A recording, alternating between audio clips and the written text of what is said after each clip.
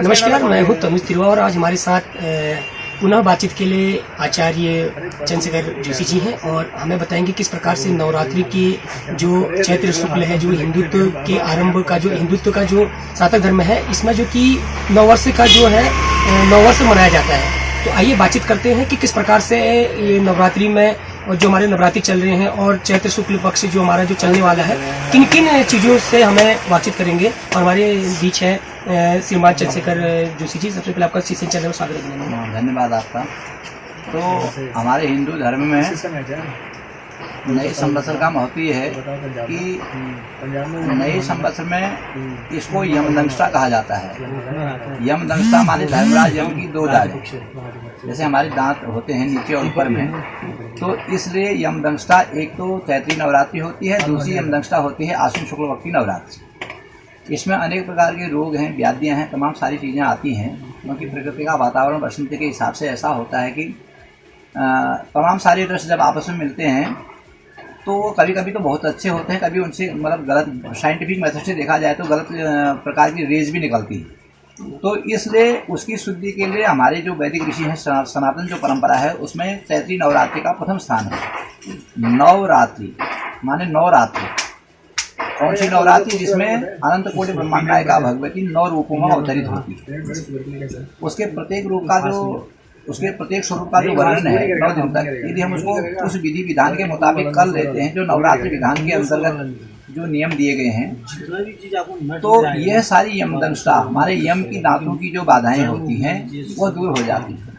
वो इसलिए दूर होती हैं कि दक्ष प्रजापति के यज्ञ में जब सती देवी ने अपना शरीर त्याग दिया तो उन्हें हिमालय के घर में जाकर के अपना पुनर्जन्म लिया। इतनी शक्ति का पुनर्जन्म तो नहीं होता है, लेकिन वो लीला मात्र है, भ्रूभंग मात्र ही है। तो प्रथम शैलपुत्री, उस अनंत कोटि ब्रह्मांड नायिका ने शैलपुत्री हिमालय के यहाँ जन्म लिया। फिर वही ब्रह्मचारिणी बनी। ब्रह्मचारिणी माने जो अनुष्ठान की अधिष्ठात्री देवी हैं, जो हमारे चरित्र पर, हमारी वाणी पर, हमारी बुद्धि पर नियंत्रण करती हैं, वो ब्रह्मचारिणी हैं। और आचार्य जी, हम जानना चाहेंगे कि संवत्सर जो होता है, ये संवत्सर का क्या महत्व है इसके बारे में? संवत्सर का महत्व ये है कि एक बार हमारे आध्यात्म ब्रह्म पुराण में ये मिलता है कि एक बार भगवान को माया के बस में करने के लिए नारद ने स्त्री रूप रखा। उनके उस स्त्री रूप को देख करके ब्रह्मा जी बहुत मोहित हो गए, तो उनके शरीर का तेज निकल गया।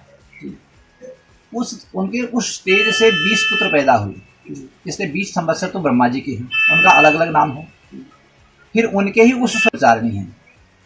और आचार्य जी, हम जानना चाहेंगे कि संवत्सर जो होता है, ये संवत्सर का क्या महत्व है इसके बारे में? संवत्सर का महत्व ये है कि एक बार हमारे आध्यात्म ब्रह्म पुराण में ये मिलता है कि एक बार भगवान को माया के बस में करने के लिए नारद ने स्त्री रूप रखा। उनके उस स्त्री रूप को देख करके ब्रह्मा जी बहुत मोहित हो गए, तो उनके शरीर का तेज निकल गया। उनके उस तेज से 20 पुत्र पैदा हुए, इसलिए 20 संवत्सर तो ब्रह्मा जी के हैं, उनका अलग अलग नाम है। फिर उनके ही उस स्वरूप को देख करके विष्णु भगवान का तेज भी स्खलित हो गया, 20 फिर निकले, वो विष्णु के संवत्सर हो गए। और तीसरे महादेव जी ने भी अपना वेग नहीं सहन कर सका, तो उनके उद्दीप्त काम की भावनाएं जो थी उनसे भी उनका तेज निश्चित हो गया, तो फिर 20 उससे हो गए। इसलिए हम षष्ठी अवदानाम मध्य, हमारे हिंदू धर्म में 4 संवत्सर, और यह 4 प्रकार के होते हैं: अनुवत्सर, परिवत्सर, क्रीडावत्सर और संवत्सर। तो इस समय का जो संवत्सर है वह नल नाम से है। अच्छा, हम जानना चाहेंगे कि किन किन राशियों में इसका प्रभाव पड़ेगा और किन किन राशि को क्या क्या उनके जो अड़चने आती है, तो क्या क्या सावधानी बरतनी होगी? तो संवत्सर का जब ये सारी चीजें चंद्रमा को लेके होती हैं। संवत्सर का पैठ अपैठ तो चंद्रमा को लेके होता है। चंद्रमा मीन राशि पर होते हैं, तो इसलिए मेष सिंह धन राशि को सदा की तरह ही अपैठ होगा। और इसमें सूर्य जो है संक्रमण जो है मेष राशि पर करते समय भी मेष पर है। चंद्रमा तो मीन पर है, इसलिए मेष सिंह धन को अपैठ हो गया। सूर्य जो है वो मेष पर है, तो वृष, कन्या और मकर राशि को संक्रांति अपैठ हो गई।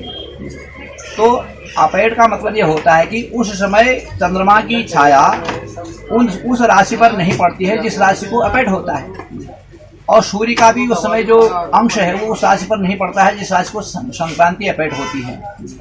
तो उस शैडो से बचने के लिए हमारे हिंदू धर्म परंपरा में विश्वत संक्रांति के दिन अपने चंद्रमा को संतुष्ट करने के लिए, सूर्य को संतुष्ट करने के लिए एक अनुष्ठान किया जाता है जिसको अपेट का दान भी कहते हैं या संक्रांति दान भी कहते हैं, जिसके प्रभाव से हमारे सूर्य को आदि लेकर के नवग्रह शांत होते हैं।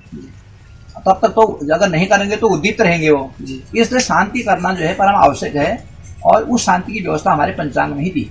जिस प्रकार से आज ये विश्व में एक वातावरण जो कि यूक्रेन और रूस जैसे विश्व में आजकल युद्ध चल रहा है, तो किस प्रकार से विश्व में या भारत में इसका असर पड़ेगा पंचांग के अनुसार? भारतवर्ष में तो यद्यपि यहाँ तो सारे ग्रहों की जो दृष्टि है शुभ ही है, इसलिए भारत पर तो इसका असर पड़ेगा। मैं कम से कम ताल्लुकात नहीं रखता, क्योंकि भारत भूमि तो ऐसी है कि जिस पर जन्म लेने के लिए देवता भी तरसते हैं। श्रीमद् भागवत में कहा गया है कि इसलिए शांति करना जो है परम आवश्यक है और उस शांति की व्यवस्था हमारे पंचांग में ही थी।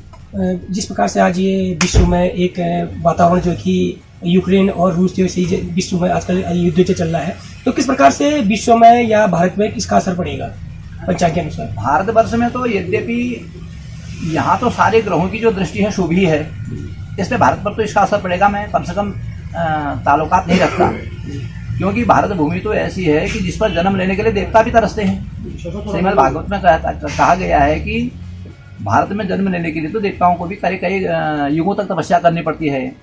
गायन्ते देवा किल गीत कानी धन्यास्तुते भारत भूमि भागे स्वर्गाप वर्गास्पद हेतु भूते भवंती भूया पुरुषा सुरता। जिस भारत भूमि के सामने स्वर्ग भी तुच्छ है, इसलिए उस पर गलत ग्रहों की छाया पड़ेगी, ये तो कम से कम नहीं माना जा सकता है। हाँ, अखिल विश्व में, क्योंकि वहाँ पर आध्यात्म विद्या को साइंटिफिक मेथड से माना जाता है, इसलिए वहाँ का प्रभाव जो है उनको तो झेलना ही पड़ता है। क्योंकि साइंटिफिक मेथड भी बुरा नहीं है, पर अध्यात्म को में ब्रह्म को की प्राप्ति के लिए जो है आध्यात्मिक मार्ग ही सबसे उपयुक्त है।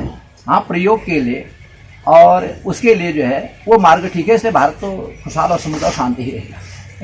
हम जानना चाहेंगे आचार्य जी से कि भविष्य की क्या क्या योजना, क्योंकि आचार्य जी के द्वारा ही हमें बताया गया था कि जो कि विधानसभा के जो चुनाव हुए थे, बागसर जनपद की दो सीटें थे, इस बार आपकी जो भविष्यवाणी रही बिल्कुल सटीक रही। और आपने मुझे अपनी जब मुलाकात हुई तो आपने बताया था कि इस प्रकार से यहाँ पर चुनाव जीता जाएगा और सटीक आपकी भविष्यवाणी रही। तो किस प्रकार से अगले पंचायत की भविष्य रहेगी? इस साल के पंचांग में राजनीतिक अस्थिरता रहते हुए माहौल कंट्रोल में रहेगा, प्रशासन चुस्त और दुरुस्त रहेगा, लोगों की आवश्यकताएं बिल्कुल समय पर पूरी होंगी। पर इतना है कि आखिर विश्व में अगर उथल पुथल हो रही हो, उसका प्रभाव भारत जैसे विशाल विश्व में न पड़े, इसलिए महंगाई की मार से तो जनता को जूझना ही होगा। ऐसी महामारी इस टाइप की कोई, ये सारी चीजें तो इसमें ऐसा लगता है कि नल नाम के संवत्सर में शून्य हो जाएंगी, भारत तो इससे मुक्त हो जाएगा, ऐसा लगता है।